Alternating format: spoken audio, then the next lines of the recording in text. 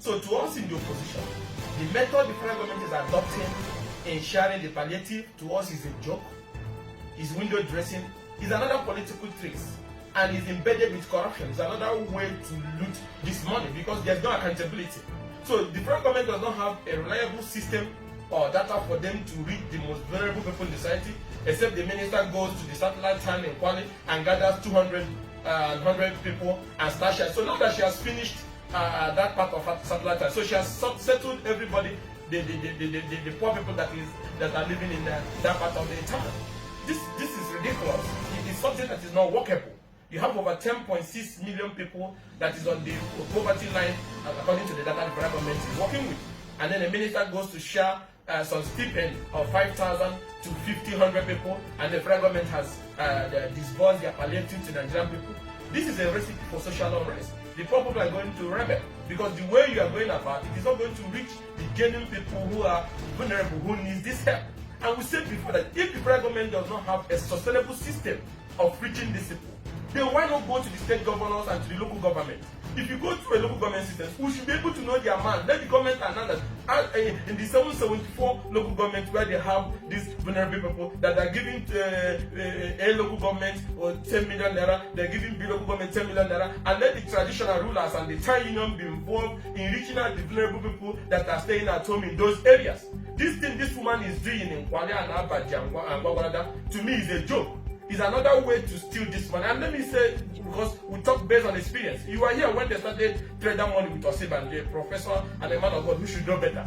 He started going to some market, dashing money to few women. So at the end of the day, did that trader money reach the people that need it across the country? It was just a political gimmick. At the end of the day, after the election, they dumped that particular one. Now what they should do is that send this money to states and to local government, and then to town unions. Because the town union and the traditional rulers and the local government are more closer to the people. But you know why they would not want to do that? Because it takes the money out of their hand.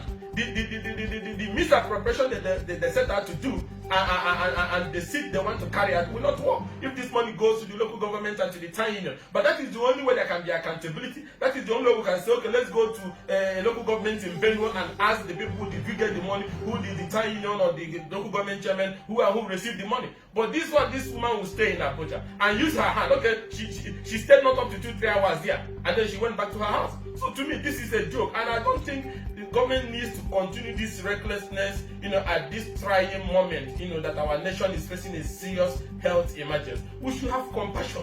We should stop this abracadabra. We should have pity on these people that have been on the receiving end of government incompetence in the last 6 years. You were here, if not because of this coronavirus that broke out. Nigerians have believed us that the president have no hate agenda. Today, there's no anywhere you can see up to 1,000 bed space hospital that can be used in this emergency. Now they are converting national stadiums and museums to serve as isolation center. So at the end of the day, you can see that in the last 6 years, no reasonable investment was made in the health sector. You can see it's clear that people are donating money to beg government. So what about the trillions and tens of trillions of budget and hundreds of billions that have been budgeted for the health sector? Where is the impact? We don't even have a dry ventilator. We are begging. You saw the federal government begging even the US billionaire businessman to dash ventilator to them. So at the end of the day, like we always say, if Nigerian people do not demand for more, if Nigerian people do not ask questions, these people will continue to carry on because they feel that this place is a conquered territory. And there's a lot of political hallelujah men.